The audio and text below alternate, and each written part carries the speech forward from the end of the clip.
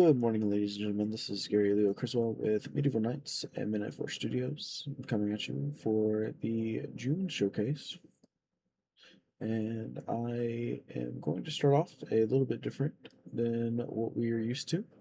Not going to be in build for this one because mostly everything I have is unfinished for the build itself.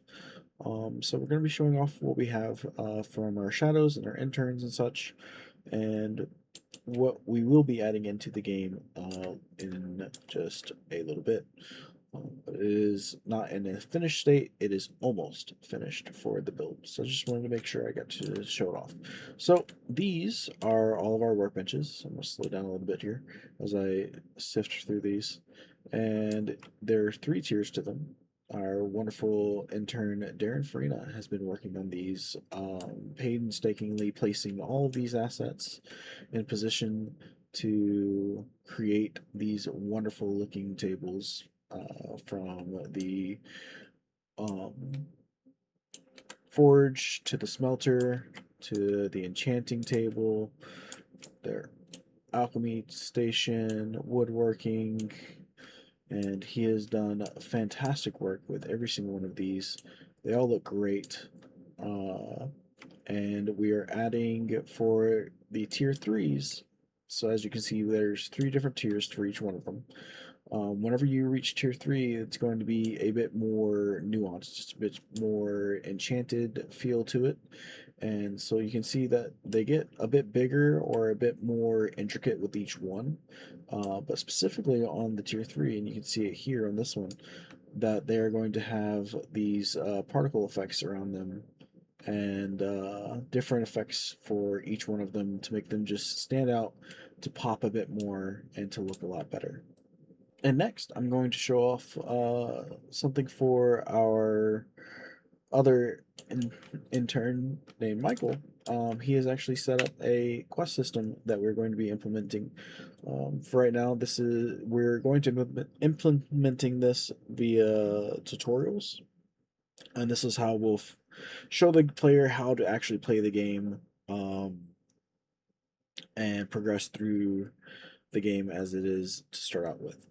But for right now, this is the state it is in. It is in a mostly finished state. We have a bunch of UI stuff that we need to get fixed up on it that needs to work. But this is where it is right now.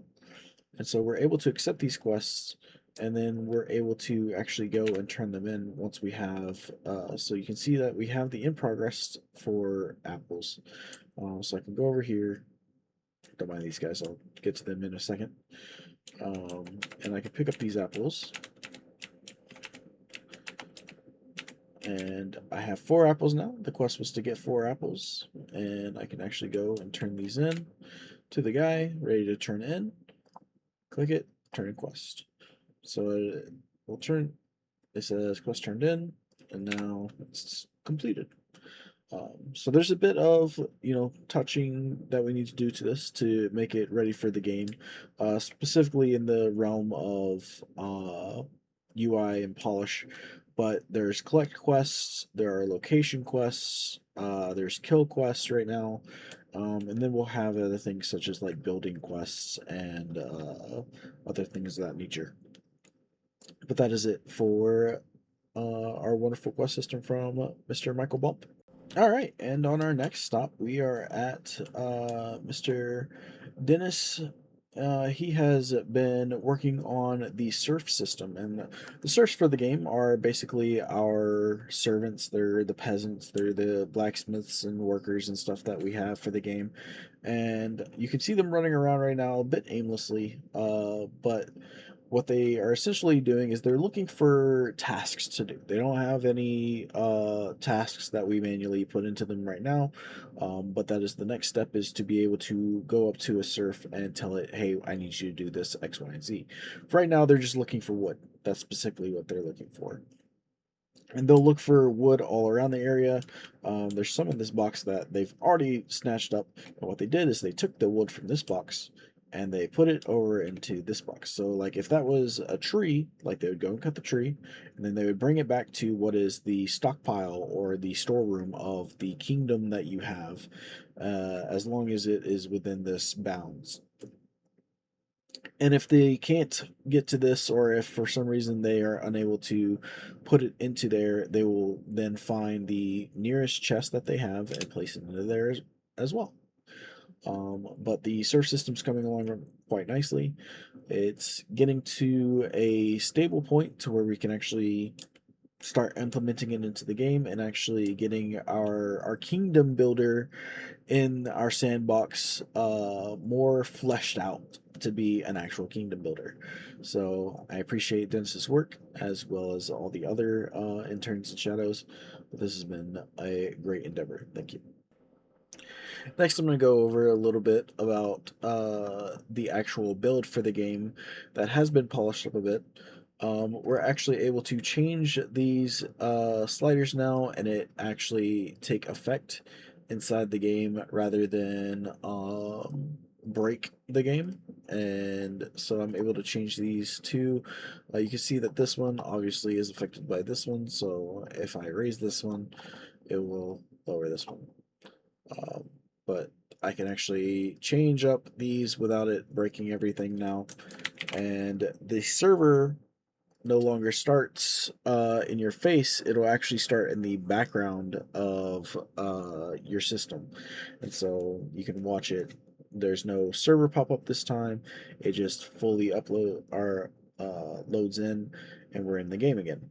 Now, you can also see that the map is fully like we had it. So we had it as 45 and 55. So it is pretty well distributed. Um, but also with that, our mini map no longer deforms or anything of that nature. Whenever we walk towards the water anymore. And also, one of the things that we finally have in the game is we have crouch. We can actually crouch and walk around now instead of having to just always run around all over the place. Um, and I know one of the things that we were wanting to see, let's see if I can find one. Ah, there we go. So now we have sharks in the water. It's just something I wanted to add into the water to give a bit of a threat for if you are caught out in the water. They're not too awfully dangerous. There's no way to fight them right now, and we had a big issue whenever we first implemented them with land sharks. They were able to swim up onto the land, and didn't matter where you were, they would chase you down. But yeah, they're a threat if they can sneak up on you pretty easily if you're not paying attention. But they'll come up there. Ah, fox. And then they'll go away. And then finally, there's one last thing I wanted to show within the editor version, and that is the motion blur here. So if you can see, we have motion blur moving side to side, up to down. It blurs it a significant amount, enough for what we are looking for. But if I turn it off and I bring it back, no more motion blur. It's very static. Very, very static. So that'll help out with some optimization for those with lower end PCs and such. For the production side of things, I know we were interested in this last showcase, so I wanted to show off a little bit of what we've figured out with tying our bug reports into our Jira tasks. So we're able to not only are we able to tie our bug reports into here, but we have the uh, level of that bug report, and then how many times that bug report has been reported. So if you can see here, this one has a 2 beside it. It's because it has had 2 different reports of back to back of what it is. And sometimes it'll be with more steps to reproduce, if maybe from the same person.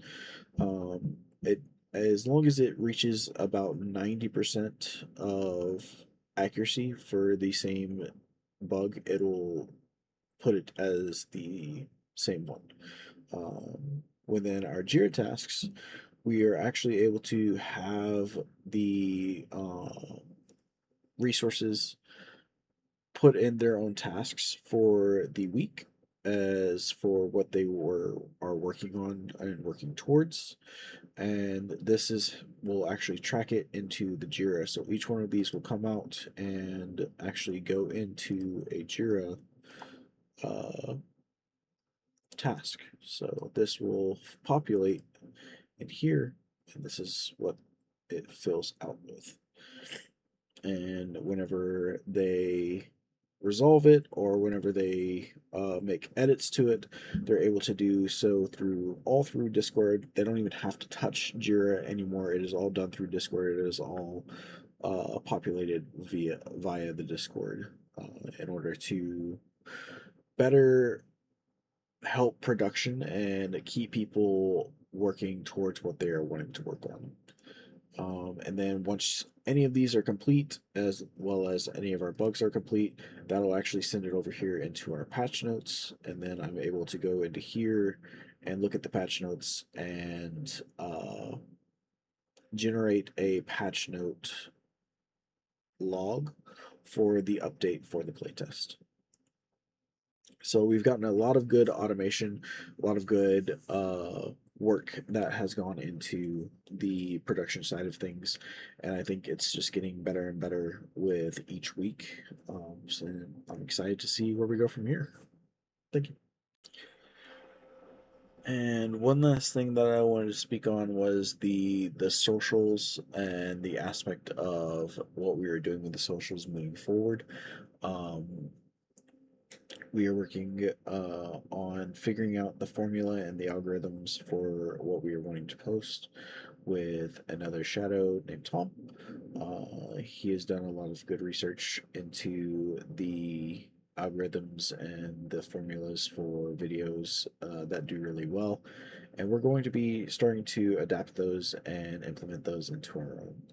Um, we have been talking about it. We're figuring out, what the best format is for all of that. So expect that to be picked up by next showcase and actually being produced at a substantial level. So thank you for your time. If you have any questions, let me know.